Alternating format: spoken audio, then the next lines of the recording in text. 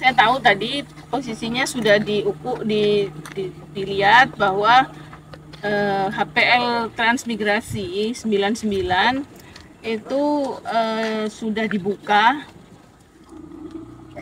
tanpa izin oleh PT SSC, Sebuku Sejaka Gold. Nah, Kecamatan Bekambit, ya, desa Bekambit. Desanya Bekambit. Hal ini harus segera perusahaan koordinasi dan klarifikasi terhadap pemakaian yang digunakan di atas HPL lahan negara ini, karena dari Kementerian Transmigrasi sendiri sudah melakukan proses terhadap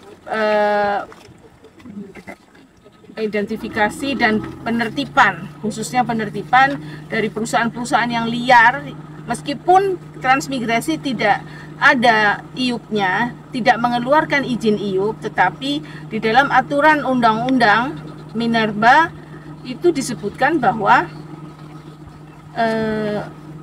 pengguna IUP yang ada di atas HPL transmigrasi diwajibkan untuk mendapatkan izin dari yang punya alas hak di atasnya. Ini pecahan dari batu bara yang saya ambil di lokasi PT SSC Desa Rawa Indah, dan ini bukti bahwa terjadi pelanggaran secara hukum, ada penyerobotan tanah yang dilakukan oleh PT SSC sehingga mana merugikan banyak pihak, dan itu manfaat ke negaranya tidak ada. Jadi silakan nanti dari kita akan berkoordinasi dengan para pimpinan kami akan berkoordinasi dengan para pimpinan dari pihak-pihak yang terkait, kementerian yang terkait, untuk supaya bisa menertibkan secara global kepada perusahaan-perusahaan yang liar, ilegal. Terima kasih.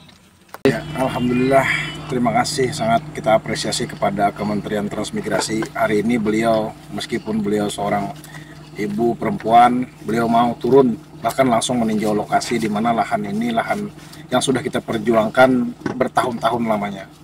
Dan itu merupakan suatu ungkapan yang mungkin menurut kita luar biasa kepada kementerian ini. Nah, hari ini Ibu selaku beliau perwakilan Kementerian Transmigrasi, beliau melihat bagaimana korporasi ini melakukan pertambangan tanpa prosedur menurut kami, bahkan menurut Ibu sendiri yang secara langsung melihat seperti itu. Harapan kami juga setelah Ibu ini ke lapangan, beliau melihat objek di mana lahan tersebut sudah dilakukan pertambangan, eksplorasi. Bagaimana nanti tanggung jawab terhadap negara? Karena ini lahan transmigrasi, bukan lahan di mana hanya satu kementerian. Kalau ATR kan hak milik mungkin hanya dari Kementerian ATR, tapi ini ada karena transmigrasi, maka koordinasi harus melalui transmigrasi. Maka dua kelembagaan ini harus terlibat. Dan apakah ini ada unsur kerugian negara, itu nanti mungkin dari kajian-kajian dari ibu-ibu dari perwakilan ini akan menyampaikan kepada pihak kementerian seperti itu. Kami dari Pemuda Tani juga Arun bergabung di sini, masyarakat sangat mengharapkan adanya kepastian hukum terhadap persoalan ini. Kepastian hukum tidak hanya masalah lahan restan sekitar 1.900 ya Pak ya, lahan yang restan, lahan cadangan, tetapi ada 700 lebih kemarin yang dibatalkan sertifikat hak milik di lahan transmigrasi, seperti itu. Mungkin itu aja, terima kasih.